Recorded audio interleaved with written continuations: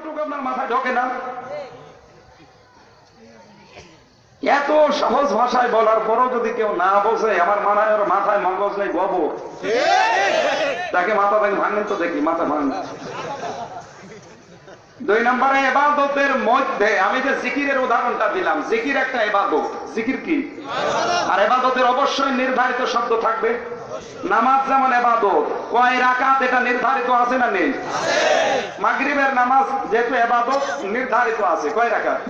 এখন যদি মনে করেন না আমি সেজদা দিলেই সওয়াব হয়, আমি 4 রাকাত করব, ওটা কি ইবাদত হবে না ফাজলামি হবে? ফাজলামি হবে। তাহলে জিকির যদি ইবাদত হয়, অবশ্যই ওর শব্দ রাসূলের জীবন থেকে পাওয়া যাবে। আপনি পেয়েছেন, পাওয়ার পরেও যদি এখন বাপ দাদা করে গেছে আমিও করব, তাহলে তো আপনি বাপ দাদার অন্ধ অনুসরণ করা, এটা কাফেরদের অভ্যাস। ওরা বলতো আমার বাপ দাদারা যা করেছে আমরা তাই করবো, হে মুহাম্মদ তোমার কথা আমি মানি না, এটা কাফেরদের কথা। কাদের? আপনি একজন আলেম মানুষ, এই কাজ করেন কি করে? আপনি একজন পীর, এই কাজ করেন কি করে? আপনার বাপ দাদা মানুষ, ওরা তো আর নবী রাসূল না, ও ভুল করতেই পারে। আমার বাপ দাদার ভুল, কথা বলেন না কেন? না, বাপ দাদার ভুল হওয়ার সম্ভাবনা নেই। তারা যদি কোনো বিষয় ভুল করে, আপনি এখন অথেন্টিক কথা জানার পরও আপনি মানতে চান না, গোলামি করে, আপনি কিসের পীর? আপনি তো শয়তান।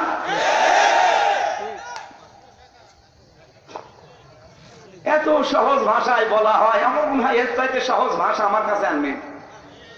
এই না বোঝার ভান করে আছেন, কার হাত তোলে? না আছে, অনেকে বোঝে না, হয়তো না বোঝে কিন্তু না বোঝার ভান করে আছে। কি বলে গেল বুঝলাম, শুধু আমার পীরকে গালি দিল। তো পীরকে আমি গালি দিয়েছি? পীর তো ভালো জিনিস। বাংলাদেশে যত পীর আছে তার নকল বেশি, কারণ আসল পীর আর কয়জন? নকল যে জিনিস যত ভালো হয় দেখবেন তার নকল তাড়াতাড়ি বের হয়ে যায়। পীর তো ভালো জিনিস, এর নকল তাড়াতাড়ি বের হয়, কারণ এটা বিনা পুঁজির ব্যবসা, তো মানুষ মনে করছে খুব ভালোই লাগছে। যে পীরের মনে করেন 20,000 মুরিদ আছে সারা বাংলাদেশে, প্রত্যেকবার যদি ওরস দেয়, প্রত্যেক মুরিদ যদি 10 টাকা করে দেয়, যে 20,000 মুরিদ কত লাখ টাকা হবে বলেন? বলেন 20 লাখ টাকা যদি হয়, ওর বছরে আর কিছু করা লাগবে? দরবারের খরচ মরচ দিয়ে নাই 10 লাখ গেল, 10 লাখ দিয়ে ওর বউ আরো বসে বসে খেতে পারবে, কোনো অসুবিধা নেই, আর কোনো ঝঞ্ঝাটও নেই। ট্যাক্স তো সরকারকে দেওয়া লাগে না, কথা বলছে না কেন? এই জন্য তো বিনা পুঁজির ব্যবসায় মানুষ করে যাচ্ছে পীর নিয়ে। 48,000 পীর তাও সরকারি জরিপে। আরে এরা ছোট যেগুলো আছে গাছতলায় আস্তানায় বাস্তানায় গাঁজা খায়, এগুলো তো বাদ দিল। আজ ঢাকা থেকে যাওয়ার সময় আমি তো গাড়িটা আজকে আনিনি, টিকিট পাচ্ছি না। 1 ঘন্টা ধরে ধরে ঘুরছি, কোনো টিকিট নেই। সব আল্লাহ ওলি লালনের বাজারে যাচ্ছে। ওখানে গিয়ে যদি মানুষ ভালো হইত, মন মন গাঁজা আছে খাবে, বান্ধবী নিয়ে যাচ্ছে, কেউ বউ নিয়ে যাচ্ছে, কেউ নিজের বউ ভাবছে অন্যের বউ নিয়ে যাচ্ছে। এটা তো যাই যাচ্ছে নাকি?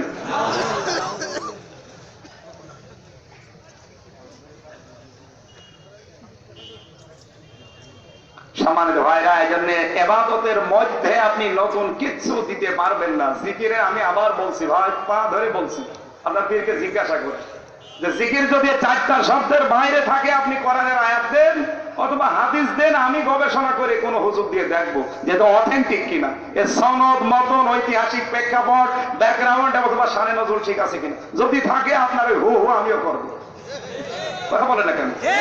আর এই 4টার বাইরে যদি থাকে আপনার মতো পীর আমি মানি না, আপনি আমার জাহান্নামে নেওয়ার জন্য ব্যস্ত। আশা করছি আমার কথা বোঝা গেছে। ইবাদতের মধ্যে মরণ পর্যন্ত আপনি নতুন করে কিচ্ছু দিতে পারবেন না।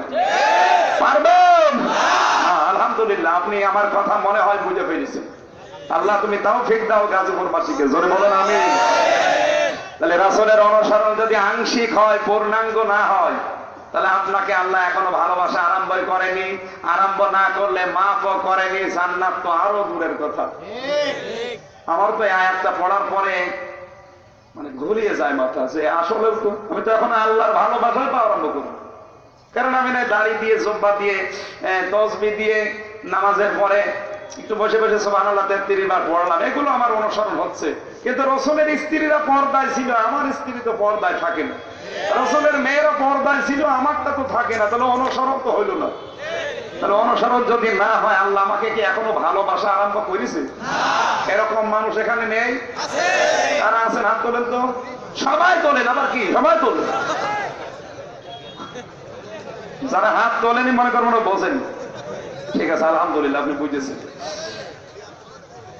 সারা পৃথিবী যখন দাও দাও করে দাবানল জ্বলছিল আগুনের, বিশ্বনবীকে ওই সময় কাবার হাতিম থেকে জিবরাইলের মাধ্যমে আল্লাহ নিয়ে গেলেন। 27টা বছর পার করলেন তার গবেষণাগারে। কত বছর?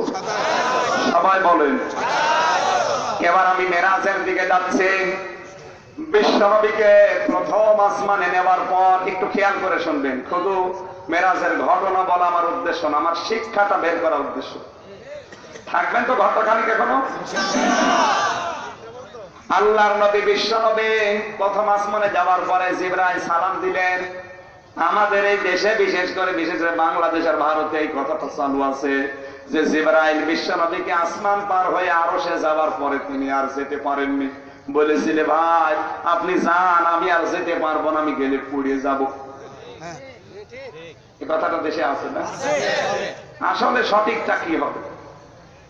জিবরাইলকে আল্লাহ সমস্ত ফেরেশতাদের সরদার আল্লাহ বানিয়েছিল। আপনি কি ঘুমাচ্ছে? জিবরাইলকে ফেরেশতাদের সরদার ছিল না কর্মী ছিল? সরদার। আল্লাহর আরশ যারা বহন করে নিয়ে বেড়াচ্ছে, ওরা মনে হয় মানুষ। ফাতারাল মালাইকাতা হাফিনা মিন হাওলিল আরশি ইউসাব্বিহুনা বিহামদি রাব্বিহিম। হে নবী, আপনি দেখবেন ফেরেশতারা আল্লাহর আরশের চারিদিকে বহন করছে আর তাসবিহ পড়ছে। ফেরেশতারা কি বহন করছে? যে সমস্ত ফেরেশতা জিবরাইলের আজ্ঞাবহ, জিবরাইল তাদের লিডার, তারা আরশ বহন করছে, তারা পুড়ে যায় না। জিবরাইল গেলে পুড়ে যাবে। কোন শয়তান বলছে? কমন সেন্সের কমন ভাব দিলে সেন্স থাকলে তো মানুষ এই কথা বিশ্বাস করবে। কিন্তু আমরা কিন্তু এইটাই লিখে কামেল পাস করেছি, না লিখলে তো মার দেবে না। কথা কি বুঝতে পারছেন? কারণ অধিকাংশ ইতিহাস ইসলামের যারা লিখেছে সব খ্রিস্টান, ইহুদি। কথা বলছেন না কেন? দেখবেন ঐতিহাসিক হিটরি, এরপরে আরো বারসাল, বার্গা, অনেকগুলো নাম আমি পেয়েছিলাম ওই সময়। অধিকাংশ গুলো সব খ্রিস্টান। সব কি? কোন খ্রিস্টান কি আমার নবীর পক্ষে লিখবে?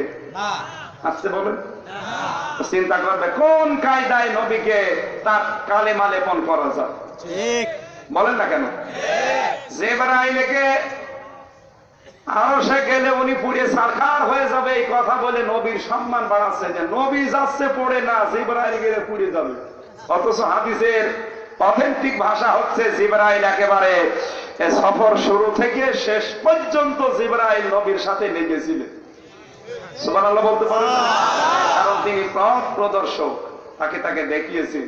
লিনুরিয়াহু মিন আয়াতিনা, আল্লাহর বিভিন্ন নিদর্শন তোমাকে আমি দেখাবো। তার ভেতরে জিবরাইল আল্লাহর নবীকে দেখিয়েছিলেন।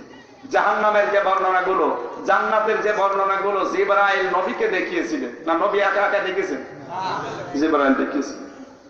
প্রথম আসমানে যাওয়ার পরে জিবরাইল সালাম দিলেন। প্রথম আসমানে কি আছে? প্রথম আসমান তো খোলা লাগবে, তো দরজা আছে না নেই? আকাশের যে দরজা আছে এ কথা আপনি আন্দাজে বললেও তো হবে না।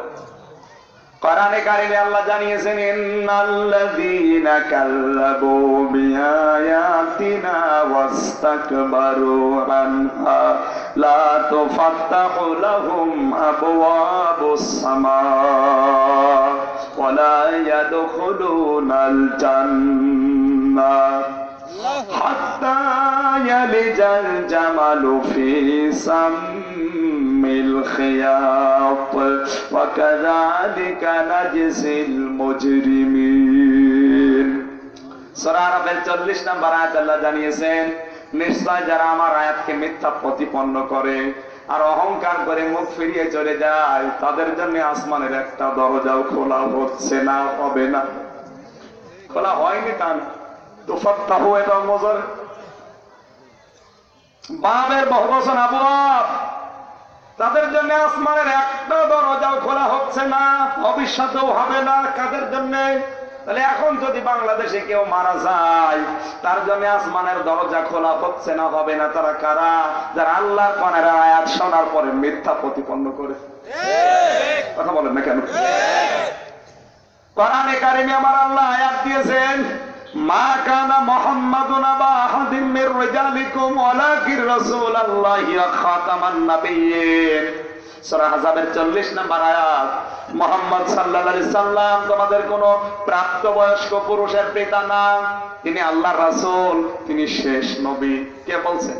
আল্লাহ। সবাই বলেন আল্লাহ। আল্লাহর এই কথা যদি কেউ কোরআনের এই কথা বিশ্বাস না করে, মিথ্যা মনে করে, কাদিয়ানীরা যা করে তাদের পক্ষ নেয়, সে কি আর মুসলমান না কাফের?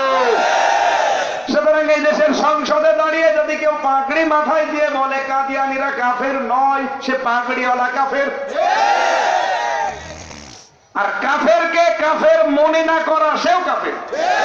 বলেন বাংলাদেশে যদি কেউ কাদিয়ানীদের কাফের মনে না করে, সেও কাফের।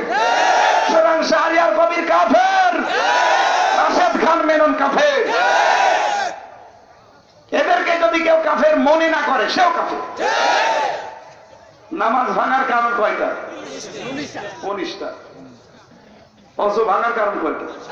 7টা। ঈমান ভাঙার কারণ কয়টা? 10টা। ঈমান ভাঙার 1 নাম্বার কারণ হচ্ছে কাফেরকে কাফের মনে না করে। ওরা যে কাফের, সংঘোষিত কাফের, এটা কোরআনের আয়াতে আছে, সূরা আহজাবের 40 নম্বর আয়াত। আর আপনি ওদেরকে কাফের মনে না করে ওদের পক্ষ নেন, টক শোতে আপনি আলোচনা করেন, আপনিও কাফের। আপনি মারা গেলে আপনার জানাজা দেওয়া ঠিক হবে না। কথা বলে দেখেন,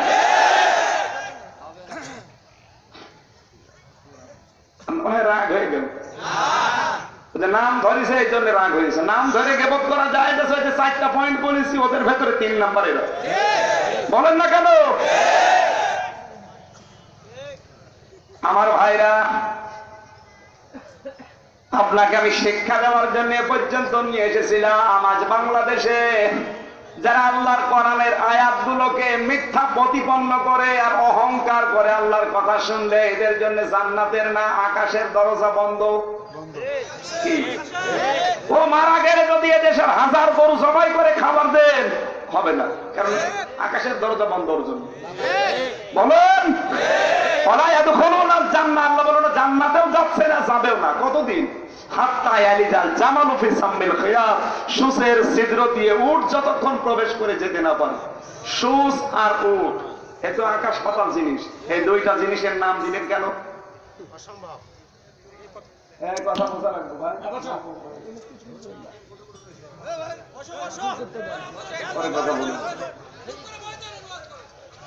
এখানে সূচের নাম আর উটের নাম কেন দিলেন? অবশ্যই কোনো কারণ আছে না? নেই?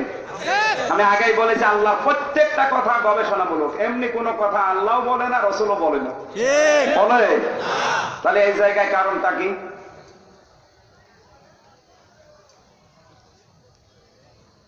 সূচ সাম্মিল খিয়াত দিয়েছেন আল্লাহ, হাত্তা ইয়ালিজাল জামাল, জামাল মানে উট, ফি সাম্মিল খিয়াত, সূচের কথা, উটের কথা কেন এসেছে এবার শুনুন। সূচের সাথে সম্পর্ক মেয়েদের। সূচ দিয়ে মেয়েরা সুই সুতা দিয়ে কাজ বেশি করে না? আর জামাল মানে উট, উটের সাথে সম্পর্ক পুরুষ মানুষ।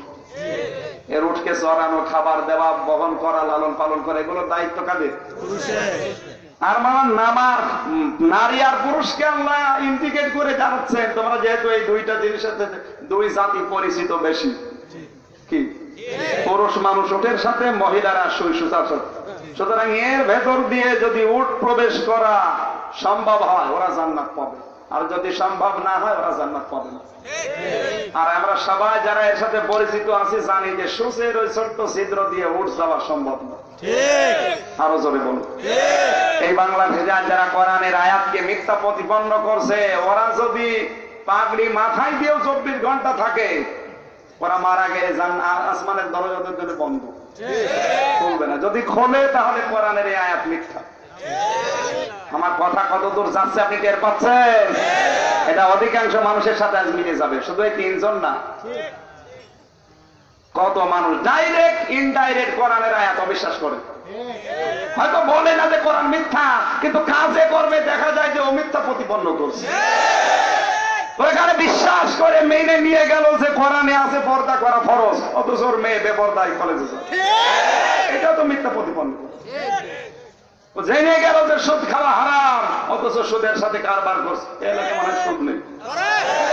ও জানে যে ঘুষ খাওয়া হারাম, অথচ ঘুষ ছাড়া মানুষকে চাকরি দেয় না। ও জানে ঘুষ খাওয়া হারাম। আজ বাংলাদেশে পুলিশদেরকে দোষ দেয় আমরা না, শুধু পুলিশের দোষ না, ওরা ওই পোশাকটা পরতে গিয়ে কমপক্ষে ওর বাবার 18 থেকে 20 লক্ষ টাকা উপরওয়ালাকে দেওয়া লাগে। তো সারা জীবন চাকরি করলেও তো ওই টাকা তুলতে পারবে না। ও করবে কি? শেষে অবৈধ পথ বেছে নেয়। বাংলাদেশে আজ হাজারো মানুষের অবৈধ পথে ইনকাম করতে উপরে যারা আছে তারা বাধ্য করছে। এখন যারা আছে উপরে ওরা কিন্তু অভাবী না। যারা ঘুষ খায় 18-20 লাখ টাকা, এরা একটা অভাবী না। আপনি একটু দেখেন ওদের দিকে তাকিয়ে, ওদের ঢাকায় ফ্ল্যাটের অভাব নেই। ওদের টাকা রাখার জায়গা নেই, সুইস ব্যাংকে রেখে আসে, বালিশের ভেতরে রাখে, ফ্রিজের ভেতরে রাখে। আমি বানিয়ে বলছি। আর সরকারি যতগুলো কামলা আমলা যারা বড় বড় দায়িত্বে আসে প্রশাসনে, যারা ঘুষ খায়, একটাও অভাবী না, ফকির না, দরিদ্র না, সবগুলো টাকার কুমির।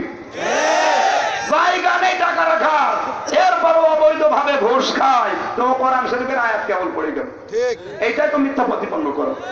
বাংলাদেশে এই মিথ্যা প্রতিপন্ন যারা করছেন, আপনার জন্য আকাশের দরজা বন্ধ। আকাশের দরজা আছে, তার বাস্তব প্রমাণ সূরা আরাফের 40 নম্বর আয়াত। আর নবী নিজে দেখেছেন মেরাজে প্রথমবার এই আসমানের দরজা বন্ধ ছিল। জিবরাইল ডাক দিয়ে বলো, দরজা খুলে দাও। তাহলে এখান থেকে কি শিক্ষা পেলেন? যারা কোরআনের আয়াত মিথ্যা প্রতিপন্ন করবে কাজ কর্মে, প্র্যাকটিক্যাল লাইফে, আর যারা অহংকার করবে শোনার পরে, এদের জন্য আসমানের দরজা কি? একটা। আবওয়াব বাবের বহু বচন, একটা দরজা না, সব বন্ধ। আর ওয়ালা ইয়াদখুলুন, ইয়াদখুলুন মুজারি, বর্তমান ভবিষ্যৎ, প্রেজেন্ট ফিউচার। ইয়াদখুল দেয়নি, ইয়াদখুলুন বহু বচন। এই চরিত্রের যত মানুষ দুনিয়ায় আছে, একটাও জান্নাতে যাচ্ছে না, যাবে না। আমার তো মনে হয় আয়াতটা বাংলাদেশ মনে হয় দেখে দেখে আল্লাহ নাযিল করছে, কারণ এই দেশে চরিত্রের মানুষ বেশি। যদিও 1500 বছর আগের আয়াত। আমি যখন কোরআন গবেষণায় বসি, আমার মনে হয় আল্লাহ কোরআন এই মাত্র দেখে দেখে নাযিল করে গেল, কারণ এই দেশের সাথে সব মিলে যায়। কথা বলেন না কেন? আপনার তো চোখ নেই, আপনার মিলে না। আবু হানিফা রহমতুল্লাহ আলাইহি মসজিদ থেকে নামাজ পড়ে এক বাড়ির পাশ দিয়ে যাচ্ছিলেন, পানি বের হয়ে আসছে নালা দিয়ে। পানির দিকে তাকিয়ে দেখলেন যে গোসল করে পানিগুলো বের হয়ে আসছে, ওই পানির সাথে জেনার গোনা ভেসে আসছে। তিনি আওয়াজ দিলেন বাড়ি থেকে। বাড়ির পুরুষ মানুষ বেরিয়ে বলছে, আমি। আপনি জেনা করেছেন? না। না মানে?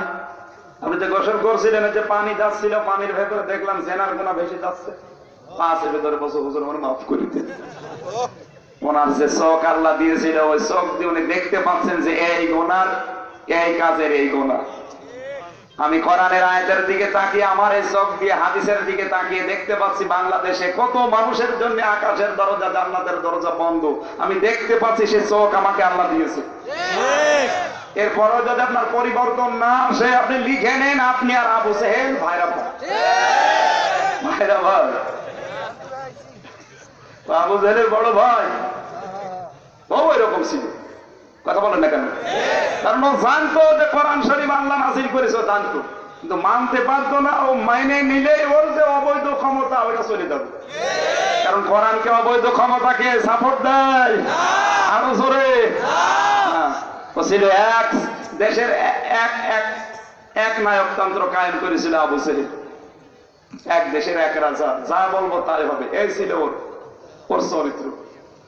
সিটি মেয়র ছিল পুরা আরব জাহানের। কি মেয়র? স্বঘোষিত সিটি মেয়র, তাও বিনা ভোটে। কি ভোট পেয়ে ক্ষমতা ছিল? বিনা ভোটে সিটি মেয়র, তাও স্বঘোষিত। ওর চরিত্র ছিল এই, কারো জিনিস নিলে জোর করে দিত, টাকা দিত না। আজ হাদিস পড়লাম আসার সময়, বাজারে যাওয়ার পরে এক সাহাবী আটার ব্যবসা করে, দোকানদারি করে আটা। বলে আমি আটা নেব, এক বস্তা আটার দাম কত? এই টাকা, আমার গাড়িতে তুলে দিন। আটা যখন তুলে দিয়েছে, বলছে আপনি আমার আটার দাম দেন, তো 3 দিন পরে দেবেন। 3 দিন পরে দেবো বলে আটা নিয়ে চলে এসেছে। 3 দিন পরে যে সাহাবী বলে আমার আটার দাম, 3 দিন পরে দেবো। 3 দিন পরে আবার গেছে, বলে 3 দিন পরে দেবো। 12 দিন ঘুরিয়েছে, বলছে আপনি কি আটার দাম দেবেন না? আবু জাহেল বলছে আটার দাম দেবো কি নাই ঘোরানো দেখে বুঝো না। তোমার যে 12 দিন ঘোরাচ্ছি এরপর টের পাবো। আজ বাংলাদেশে অনেকের চরিত্র বিদ্যুৎ আছে, বাজারে গেলে বাকি খায়, টাকা দিতে যায় না। এখানে নেই বাকি, খেতে খেতে দোকানে যদি বেশি বাকি হয়ে যায় ওই দোকানের সামনে দেওয়া যায় না, অন্য রাস্তা ধরে। এই চরিত্র আবু জাহেলের। কার? সাহাবী নবীজির কাছে গিয়ে বললেন, হে রাসূল, আপনার চাচা আমার আটা নিয়ে যায়, 12 দিন ঘোরায়, টাকা দেয় না। এখন গেলাম, বলছে আটার দাম দেবো কিনা বোঝো না, আপনি আমার টাকাটা আদায় করে দিন, আমি গরিব মানুষ। নবীজি বললেন, সাহাবী তুমি এমন সময় আসলে, এই সময় মক্কার কর্তৃত্ব আমার হাতে নেই, ক্ষমতা আমার হাতে নেই, আমি অপারগ, আমি কিছুই করতে পারলাম না, সুতরাং তুমি আমার সাথে একটু হাত তোলো, আমি আল্লাহর কাছে দোয়া করি। নবীজি ওই লোকটাকে নিয়ে দোয়া করলেন, আল্লাহ এই আটার দাম তুমি নিজে আদায় করবা। জিবরাইল এসে বলে, হে রাসূল, আপনার এই মুখের চোখের কাকুতি মিনতি আর চোখের পানিটা আপনার হাত তোলা কবুল হয়ে গেছে। আল্লাহ রাব্বুল আলামিন নিজে সিদ্ধান্ত নিয়েছে ওই সাহাবীর আটার দাম দুনিয়ার কোন মানুষ না, আল্লাহ নিজে আবু জাহেলের কাছে তুলবে।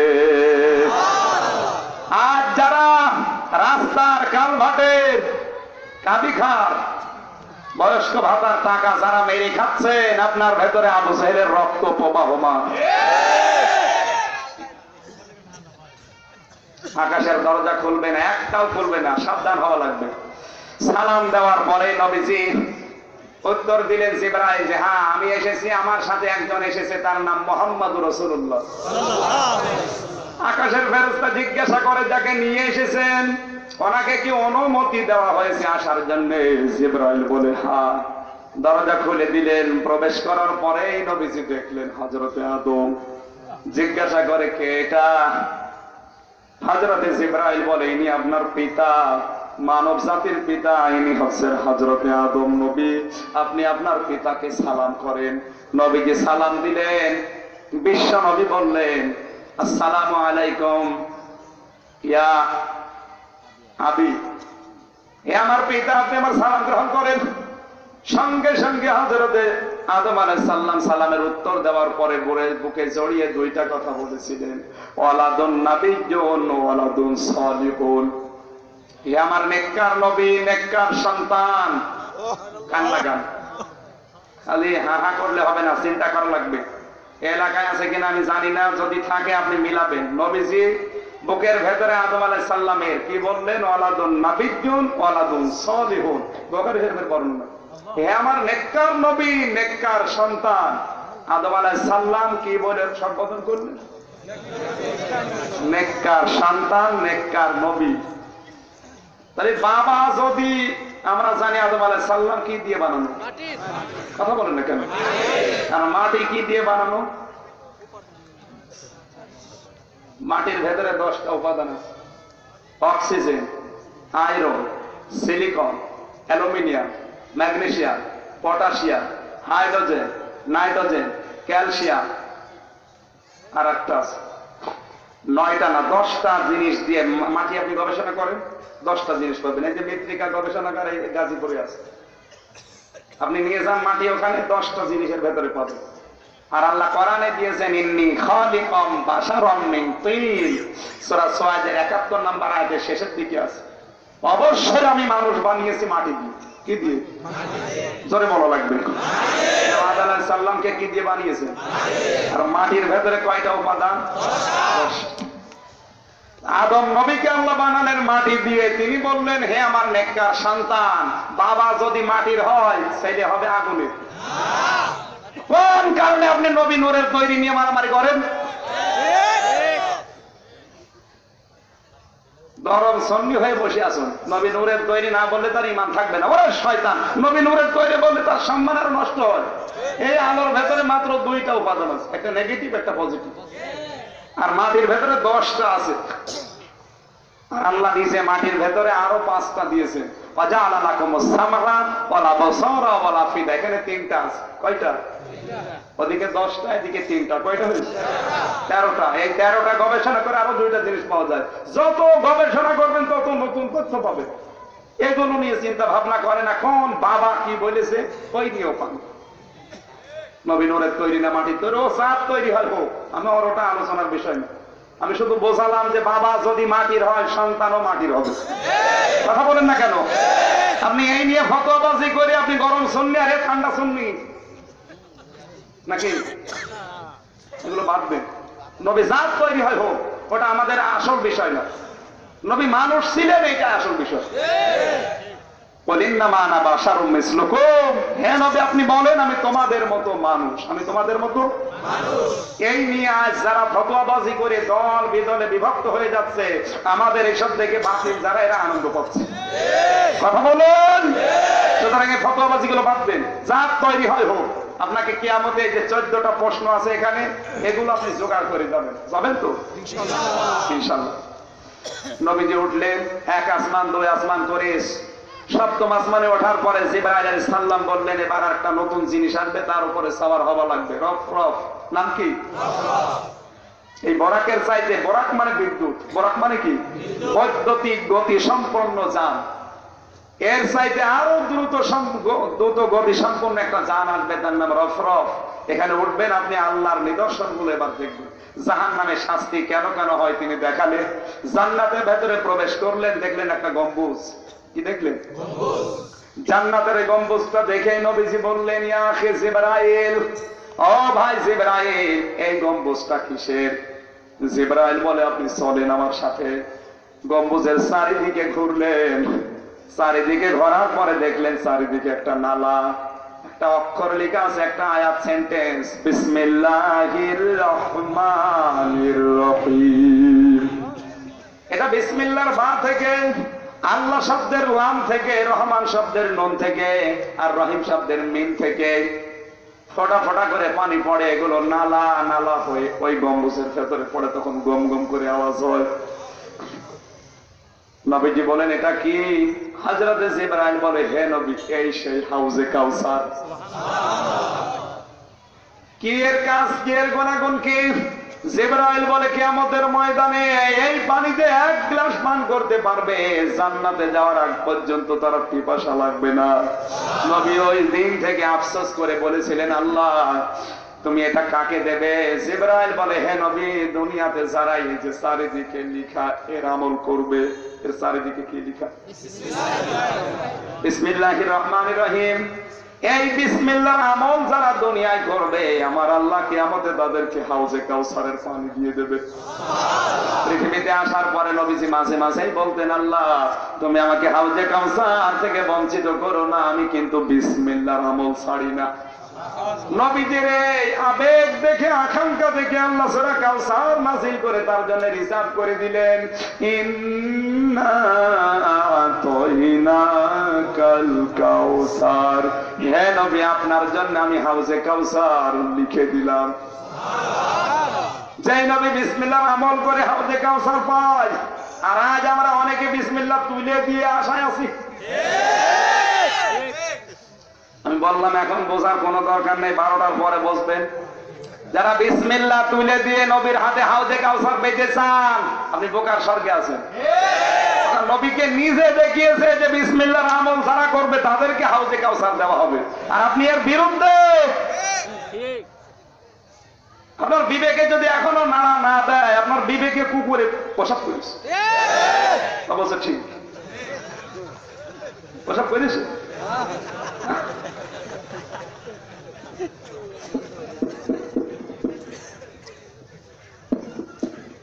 বিবেক তো নাড়া দেওয়া লাগতো যে নবীজি বিসমিল্লাহর আমল করে বলছে, আল্লাহ তুমি আমাকে হাউজে কাউসার থেকে বঞ্চিত করো না, আমি কিন্তু বিসমিল্লাহর আমল ছাড়ি না। আল্লাহ তার নামে রিজার্ভ করে দিবে। আর আপনি বিসমিল্লাহ তুলে দিয়ে আশায় আছেন নবী হাউজে কাউসার দেবে। যান, আপনি শুধু হা করে থাকবেন, কাউসার না, কুকুরের পোশাক পড়বে। আমি এত নিকৃষ্ট কথা বলতে চাচ্ছিলাম না, আমাদের আচরণ দেখে আমি বলতে বাধ্য হলাম।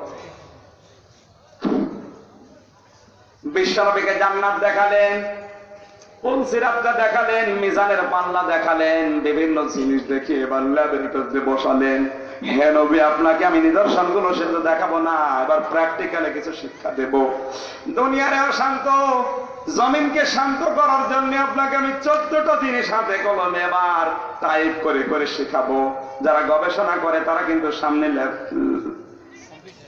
কম্পিউটার থাকে, এরপরে ল্যাপটপ থাকে, এরপরে গবেষণার আরো যে সরঞ্জাম দিয়ে আসে ওগুলো সামনে নিয়ে একটা শব্দের দিকে ক্লিক করে, ওর ভেতরে কত কিছু লুকিয়ে আছে সেগুলো বের করে।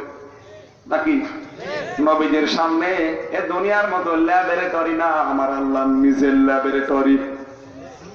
1 বছর 2 বছর না, আমরা ডক্টরেট করলে লাগে 5 বছর। আর নবীর মতো এত বড় জ্ঞানী মানুষকে আল্লাহ নিজের ল্যাবরেটরিতে গবেষণাগারে বসিয়ে কয় বছর করেছিলেন? 27 বছর। কয়টা জিনিস শিখিয়েছেন? 14টা। আল্লাহ বলেন, হে নবী, এই কথাগুলো আপনি দুনিয়ার জীবনে যে পালন করবেন, দেখবেন আপনার দুনিয়ার জীবনটা শান্ত হয়ে গেছে। এবার আমার আল্লাহ ঘোষণা দিচ্ছেন, জবান ছেড়ে আগে পড়েন, আউযু বিল্লাহি মিনাশ শাইতানির রাজিম, বিসমিল্লাহির রহমানির রহিম, ওয়াকাযা রাব্বুকা আল্লা তা'বুদু ইল্লা ইয়্যাহু ওয়া বিল ওয়ালিদাইনি ইহসানা।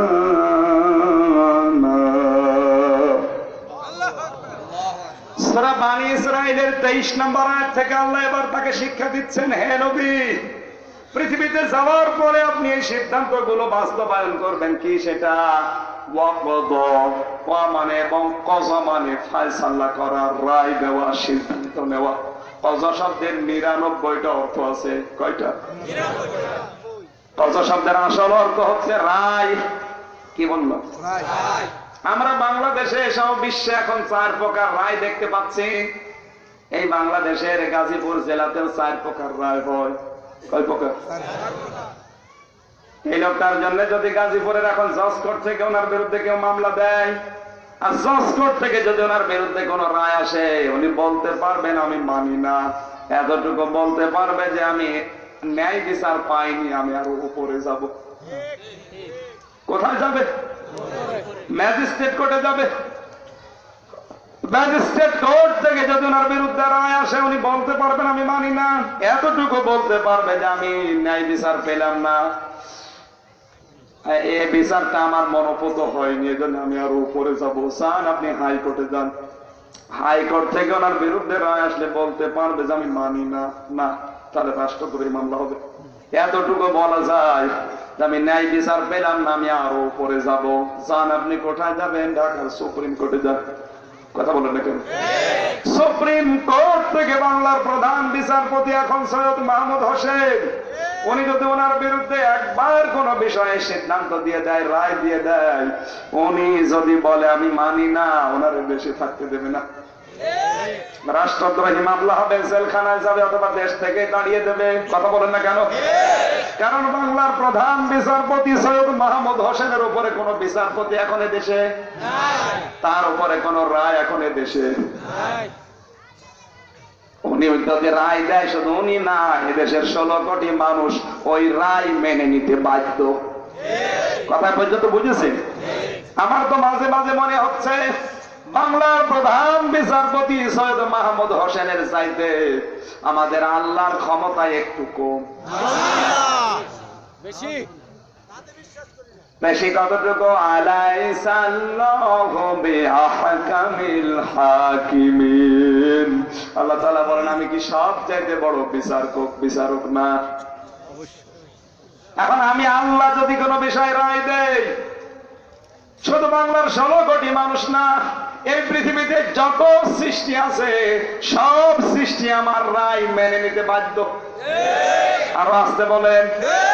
যদি না মানে, আল্লাহ তাআলা জানিয়েছেন, ইয়া মা'শারাল জিন্নি ওয়াল ইনসি ইন ইসতাতা'তুম আন তানফুযু মিন আকতারিস সামাওয়াতি والأرض فانفذوا لا تنفذون إلا بسلطان জবান ছেড়ে কোরআনের আয়াত পড়েন ফাবিআই আলাহি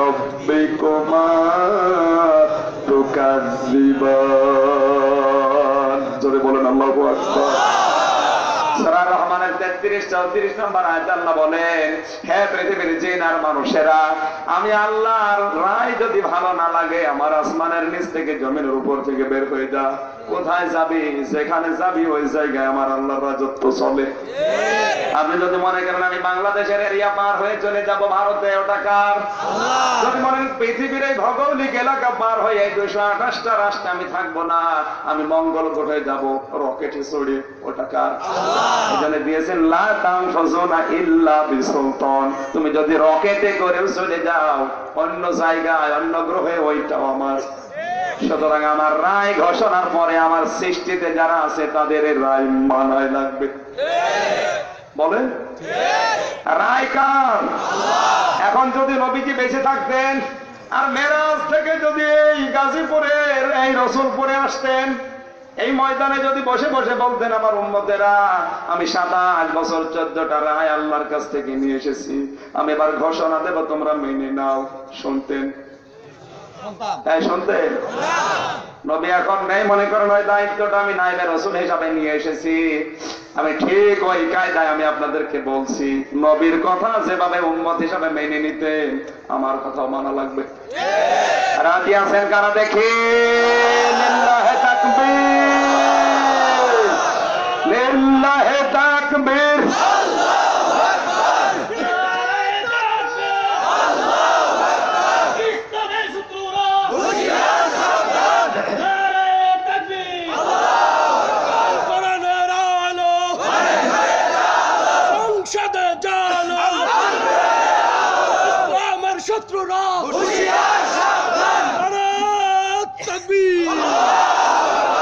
আমার বন্ধুরা আমরা এবার রায় ঘোষণা করছে এ রায় হচ্ছে সৈয়দ মাহমুদ হোসেনের মতো আর বাবার রায় তাকে যে বিচারপতি বানিয়েছে সে আসল বিচারপতি এবার রায় দিচ্ছে আল্লাহ তা'বুদু ইল্লা ইয়্যা আল্লাহ বলেন 1 নম্বরে রায় দিলাম দুনিয়ায় যে আপনি বলবেন আল্লাহ ছাড়া কারো ইবাদত করা যাবে না বলেন 2 নম্বরে স্পেশাল রায় হচ্ছে অবিল ওয়ালিদাইনি ইহসানা পিতা মাতার সাথে ভালো ব্যবহার করা লাগবে আমার প্রথম কথাই কি ছিল ওই সন্তানের নাম ধরে গিবত করা জায়েজ আছে যার উপায় আছে কর্মক্ষমতা আছে কিন্তু তার বৃদ্ধ মা বাবাকে খরচ দেয় না টাকা পয়সা দেয় না ওইরকম সন্তানের নাম ধরেও গিবত করা জায়েজ এটা এই স্পেশাল রায় 2 নম্বরটা আল্লাহ বলেন মা বাবার পেছনে খরচ করা ফরজ ওদের সেবা করা ফরজ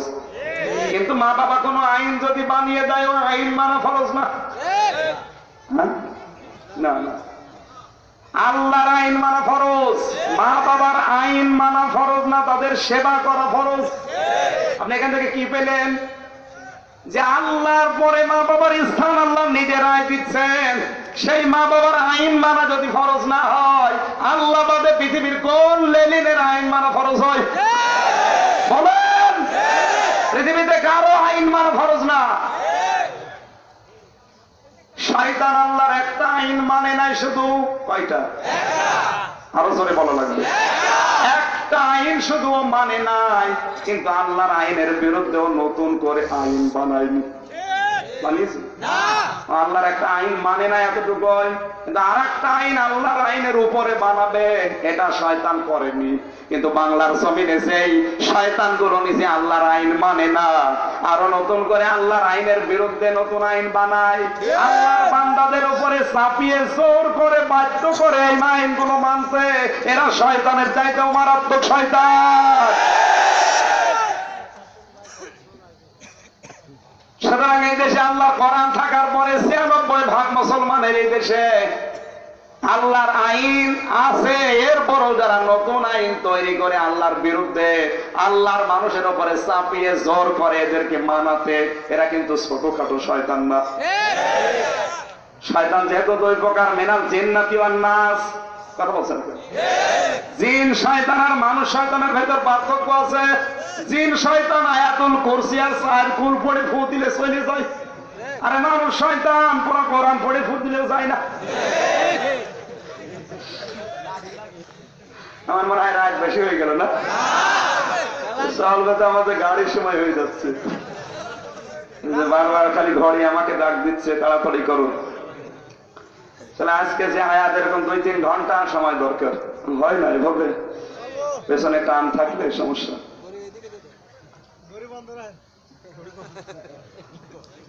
এই যে কল দিচ্ছে, গাড়ি থেকে কল দিচ্ছে, গাড়ি বেশি সময় নেই। আমি পয়েন্ট গুলো বলছি, মাপ চাই, কালকেও মাহফিল ডবল আছে। আমি একটু পয়েন্ট গুলো বলে দিচ্ছি, আপনি একটু লিখে নিন সময়, যেহেতু আমার আর 9 তারিখে মাহফিল আছে ঢাকাতে, আসলিয়া সাভারে 9 তারিখে, আবার 9 তারিখে আর 22 তারিখে আছে টঙ্গী, গাজীপুরের টঙ্গী আছে 22 তারিখে, নদী বন্দর, এখনো 2টা আছে। যদি সময় হয় আমি আরো বাকিগুলো চেষ্টা করব বলার, যেহেতু রজব মাসের ভেতরে আছে। আর নাই তা আলাদা আলোচনা আমি তৈরি করছি একটা হায়াত নিয়ে, খুব গুরুত্বপূর্ণ একটা বিষয়, হায়াত আর ইতিহাস কাকে বলে, এই 2টা বিষয় নিয়ে এখনো শেষ হয়নি। যদি হয় আমি 9 তারিখে ওখানে হায়াত আর ইতিহাস এই 2টা তুলে ধরবো, যদি পরিবেশ থাকে। এই যারা মোবাইল এনেছেন একটু তুলে নেন, অথবা কাগজ কলম থাকলে তুলে নেবেন।